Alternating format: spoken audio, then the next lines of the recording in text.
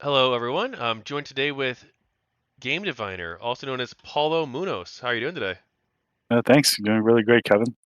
All right, all right. Well, hey, obviously you were a major player in GamerGate. Do you want to tell us about your GamerGate story?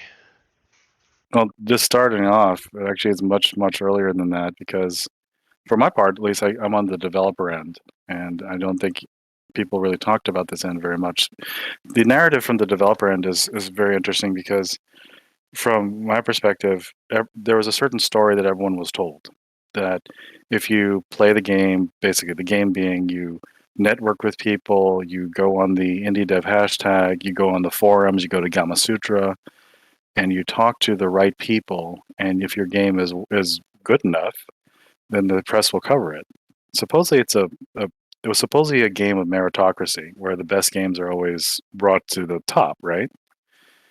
But that was basically the experience I had right prior before the big reveal in August 14, when all of a sudden you find out that most of the games that people are covering are because they're all friends with each other, they're lovers with each other, they roommates with each other, and all sorts of non-disclosed relationships. And basically, this was an era where everyone was desperate for any oxygen for anything that they could make. It still is actually nowadays, but just perspective is people would do ridiculous antics all over either GDC or a whole bunch of other places just so that people would talk about them in the gaming press. And if I don't know if you remember this old company named Gamecock, but they'd put on like stupid hats and run around all over the place during like these big events just so that the press would talk about their stuff. I mean, it was kind of inane and immature, and eventually, like, no one really liked the games, but the press would cover them, and it gave them at least a bit of oxygen. So everyone was very desperate for just a little bit of coverage, and to find out that all the reasons why certain developers get coverage is because they're known completely totally blows everything out. In fact, like the other thing that was also people don't talk about is Desperate that for.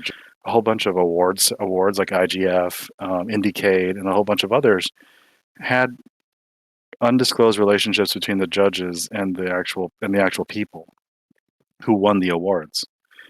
One thing I don't know if you know this one, Kevin. There's a story of Edmund McMillen, the one who made Super Meat Boy and a few others. No, I don't think He so. Yeah, he actually did a stream, and he actually talked addressing the GamerGators, saying things like that when the IGF came around and Super Meat Boy was up for an award, the panel of judges decided not to give him an award, not because his game didn't deserve technical merit or anything like that, but because somebody else needs the press so that they can make, they're fine, they've had enough press already, therefore someone else deserves the award so that they can get they can get more press for their game. I believe the game was called Monaco, and at that time Edmund McMillen could not his the other developer, the programmer, could not afford his asthma medicine. Like they were just that desperate, and they really did not make as much money from Xbox as people think. And what ended up happening was that when they sold the game on Steam, that's what actually helped them support their families.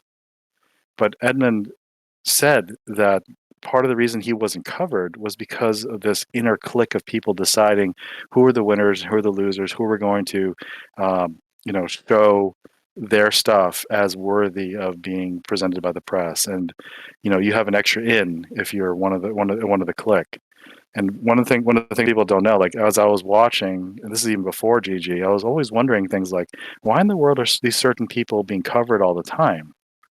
Like, for instance, like the one who always comes up is Zoe Quinn. Like, if I don't know if you know this, but there was an article earlier in 2014 covering her because she put a RFID chip in her hand. It's like, what's so special about someone you putting a RFID chip in their hand? Just like I don't know if you know, like pets, you can put a pet so you can find whose pet it belongs to. She put like the whole reason why it was gaming related is because it had Deus Ex as a source code. And like you later find out the only reason that it was covered in the first place is because Patricia Hernandez did it, and later on I edited the article after GG to say, "Oh yeah, I'm one of her friends." But the fact that you gave her just that amount of spotlight for no other reason than the fact that she decided to be an alt girl and decided to get some chips in her hand shows just how rigged the game is. And so, as a whole bunch of indie developers, I mean, I was the years leading up to GG, I would see people throw fortunes at trying to get their games out there. They'd ruin their lives, put down like mortgages with the idea that your game, if it's good enough, would be seen by the press and talked by the press. And it turns out it's a rigged game. And that was the kind of injustice that I saw on the part of developers. Even more so, was that when people started talking about the lack of integrity in journalists, I saw blacklists being run around the developer circle saying, if you talk about this, we are not going to cover you whatsoever. You do not deserve to be covered because you're talking about our integrity.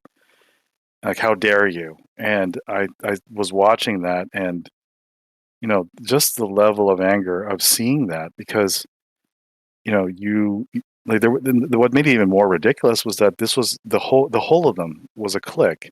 All of them covered each other. It wasn't like you had one gaming outlet or two of them among the big ones that would compete and say, oh yeah, this one's a really bad rag, but we're the good ones. No, they all consolidated together as one group, which made it even more ridiculous. And later on we found out they were part of the Game Journal Pros list. So from the aspect of the developer, like, that's what precluded GamerGate, because GamerGate started at least in August 27th, but the whole scandal of how these journalists were covering for each other started in August 14. The games press has a lot of they're friends with developers, especially indie developers. It's a very incestuous scene. Everyone knows each other. Everybody goes to the same parties, and if you're not in the group, your perception is you're basically screwed. You're not going to get your game noticed by these people. They're not going to talk about you. They're not going to give you positive coverage. You're not going to be in the news regularly. You're just kind of That's correct. screwed. That's pretty much it. Like, and if you don't happen to be in the central areas of the press, such as Toronto, Calgary, Boston, and San Francisco, there's no chance for you to really be covered by the press themselves, unless by some miracle you're able to really, really do something that really shines. But even then, you have really no hope. And I think that's really the major obstacle that people were talking about. And so, like, at least on my part, that was where it started. And the fact that the press would refuse to talk about their own ethical problems, that they actually were beginning to shut down any discussion of it, both on YouTube, Reddit, 4chan, and and if anyone dared to speak out about it, they start getting put on a blacklist and a block list. People started, what most of the time, the whole indie dev community were based around a hashtag. And then you notice that a whole bunch of the people were just were blocking you. The big accounts that would cover you, or at least would talk to you, you'd suddenly be in a block list. So how in the world would anyone discover you if you're all of a sudden blocked by half the industry? So that was the problem. That was even before GamerGate. That no one really that really was the issue. In a sense, what GamerGate helped was that it actually got that story out. But most people were mostly focused on the journalistic ethic issue. But for developers, this was a huge problem. Not only the fact, but one of the major contributors to the issue was Leigh Alexander, who was the editor of Gamasutra. And most people don't understand that Gamasutra is the central place where people find jobs in the industry.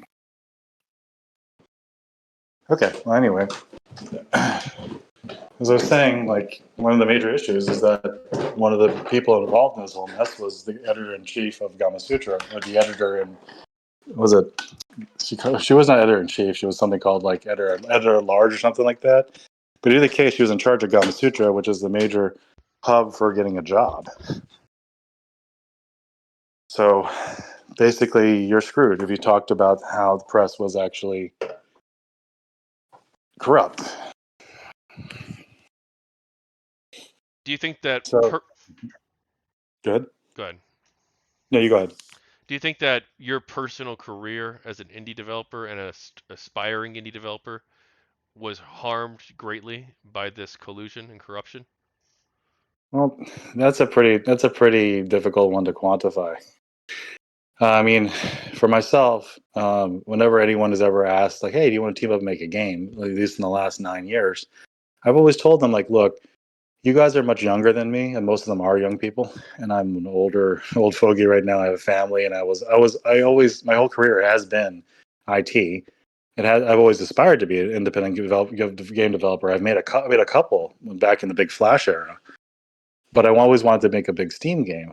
And whenever people have approached me at post GamerGate about it, I always say, "Hey, look, I was involved in GamerGate." And if they don't know what it is, there are people who don't, which is kind of funny. I would tell them like, "Hey, look, this is something that if people discover that I'm part of it, they could outright cancel it."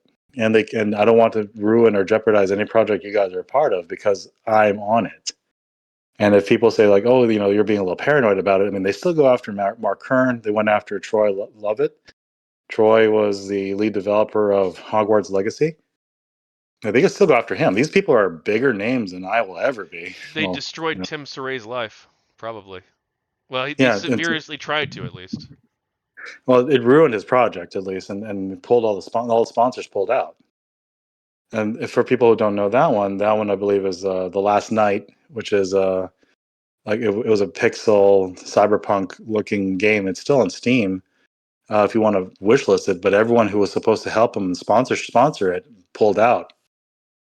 And that was because Zoe Quinn tried to cancel him. Right. Basically. And so, like, who am I? I'm like really small potatoes compared to these guys. So I already know that if anyone tries to go with me about this thing, I could possibly be a major liability to anything that goes on. So I mean, like, does it damage my career? Well, it was always something I aspired to dream about and do. At the same time, I still do. I don't know if I have the talent, to be honest, to actually pull off anything that would be worthwhile or even worth even be taking a look at. So I mean, to be fair to be everyone else, yeah. I mean, I don't think I'm that talented. So in my opinion, I mean, I still want to make games. I still want to try to make games, but at the same time, I don't think that it really would have affected me that much yet. But I don't know how I'm going to quantify that if I do something that's worth press, and all of a sudden they realize that the person who made it was a GamerGater. That's going to be an interesting day. Well, won't some of these people argue that, well, look, if you support a Gamergate or if you're not down with our clique, then you're not a progressive. You don't share our values. We don't really want you in our industry. You know what? You can go kick sand because we're not going to give you any attention because you don't stand for the values that we think are important for gaming. Dude, I think that's where it's actually kind of funny. And this is something I've been joking with a lot of people. A lot of people are really mad about how the game industry is, lot less sexy, and it's a lot more reserved. It's a lot more cautious about what they put online. And I think that it's an opportunity for people to be on the fringes to push the envelope, and that basically opens a market for people like myself, who, even if I don't share their values, I mean, the fact that there's a market gap, it means that there's a place for me, that I can do something and push the envelope that they're unwilling to do so because they have way too much money. And the indies, I mean, one of the big problems we had, at least back 10 years ago, was that the indies couldn't even get on Steam unless you had enough like press or something behind you to actually give you that umph to get into the Steam store. Now the gateway to get into Steam is simply $100, and the willingness to just simply say, "Hey, I'm out there." I mean, the downside is discoverability is very difficult in Steam, but the upside is that anyone has a shot now. I mean, anyone who has $100. I mean, that could be exorbitant in certain parts of the world, but at least more people have a shot to try it out and to see if their ideas take off. And for all you know, you're the next Vampire Survivors. So that's where it's a lot more fair right now in terms of discoverability. And now we're no longer bottlenecked with the press. You have people who actually play video games, with those let's players and streamers and everyone else who actually play video games. There's a chance that you can actually be discovered by them, and then you can go viral that way. You're no longer bottlenecked in the terms of the press. So for myself, like, yeah, even if the San Francisco, you know, to Silicon Valley or Calgary or all these other places that are quote unquote progressive hubs of whatever they want to make, and I happen to make something, I'm not as stupid as making. I really hate the Christian video games like Bible Man or The Left Behind. I think those are equally ridiculous and equally stupid. I mean, like, let's just say I try to make something like that. Well, I could find a market. I really think those are really dumb games in themselves.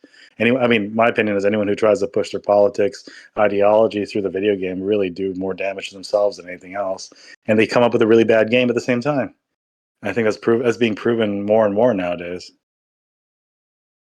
I do want to touch upon that, but first, isn't it kind of natural for any industry to sort of have like some degree of corruption and collusion with it? Like if you're a business person and you know the right people, you shake their right hands, you went to college with the right person, you have a much easier time in life being successful than someone who doesn't have those connections, and that's just sort of like a natural part of any human civilization.